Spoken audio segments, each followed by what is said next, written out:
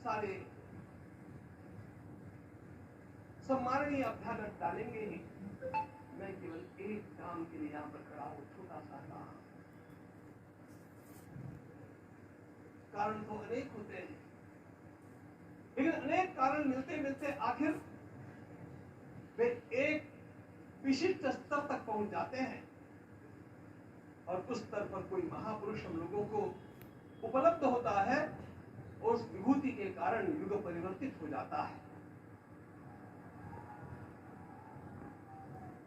इस प्रकार का परिवर्तन लाने के लिए अपने जीवन को साधना पड़ता है और इस प्रकार जीवन साधने वाले हमारे इस देश की परंपरा के अनेक महान रत्नों में आज हम लोगों को समय की आवश्यकता, युग की आवश्यकता, सनातन के अंतःकरण की आवश्यकता के रूप में हमारे सम्माननीय प्रधानमंत्री जी प्राप्त हुए हैं।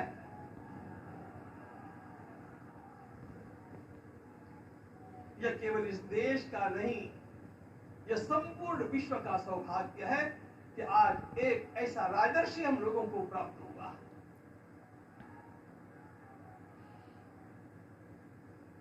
आपके मंगल हाथों से आज प्रतिष्ठा होने की बात थी, वो स्वाभाविक भी था, वो होना ही था मित्रों।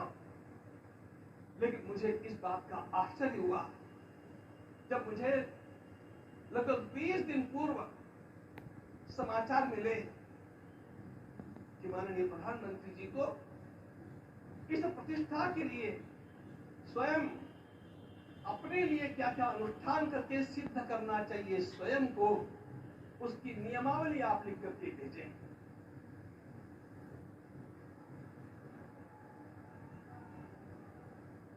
जिस प्रकार का हमारे देश का राजनीतिक माहौल है, कोई भी आकर के किसी भी समय कुछ भी कर्म करके चला जाता है, वो उद्घाटन हो चाहे पौधारोपण हो चाहे कुछ भी हो, लेकिन उसके लिए मैं अपने को सिद्ध करूं, इस प्रकार की भावना कहां होती है?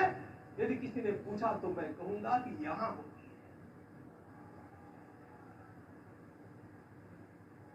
भगवान श्री राम की प्रतिष्ठा करनी है। भारतीय जीवनादर्शों के सर्वोच्च आदर्श भगवान श्री राम है और इन समस्त जीवनादर्शों की प्रतिष्ठा करने के समान ही यहाँ की प्रतिष्ठा रही है। इसलिए एक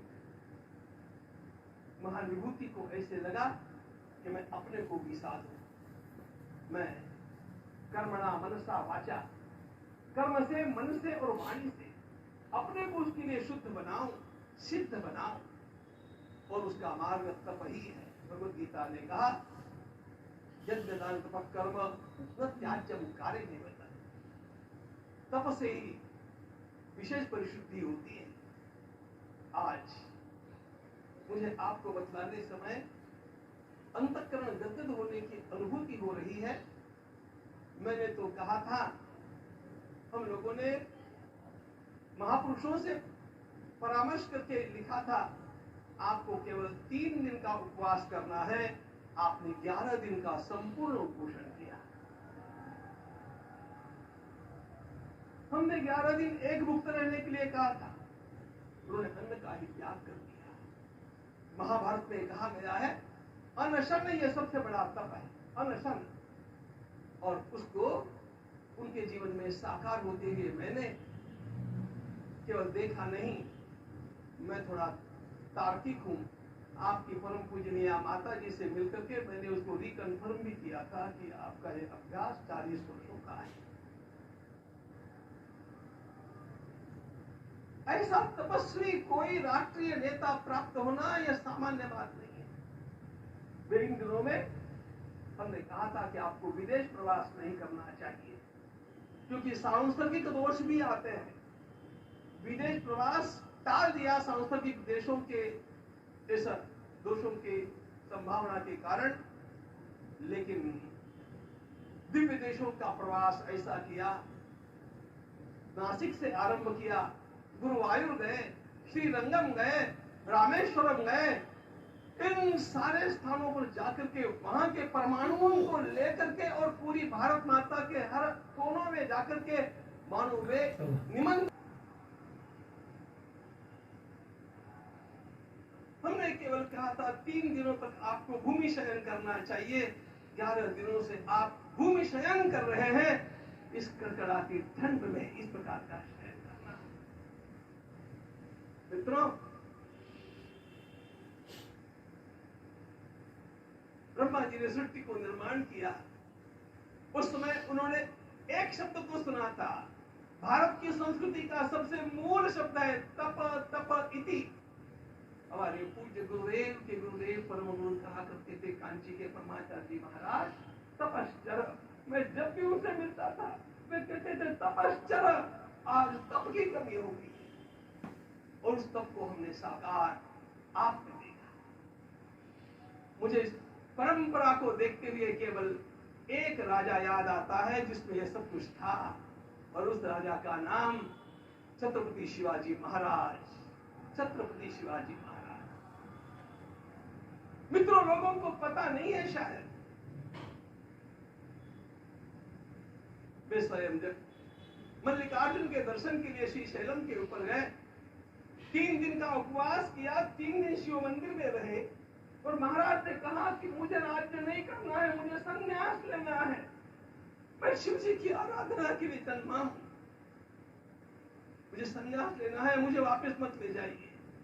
इतिहास का वो बड़ा विलक्षण प्रसंग है।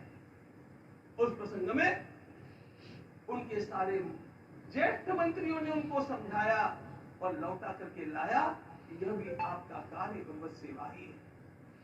आज हम लोगों को उसी प्रकार के एक महापुरुष ऐसे प्राप्त हुए हैं जिसको भगवती जगदम्बा ने स्वयं हिमालय से लौटा करके भेज दिया कि जाओ भारत माता की सेवा करो। तुम्हें भारत माता की सेवा करनी है। मैं अपने को कभी श्रद्धा रखने के बारे में भावुक नहीं पाता हूं, लेकिन कुछ स्थान ऐसे होते हैं जहां पर आदर के साथ अपना मस्तक अपने आप झुक जाता है। ऐसा एक स्थान हम लोगों को उच्च पदस्थ राजर्षि ने जब दिखाया तो मुझे छत्रपति शिवाजी महाराज के गुरु समर्थ रामदास स्वामी महाराज की याद आ गई। उन्होंने शिवाजी का वर्णन किया। निश्चय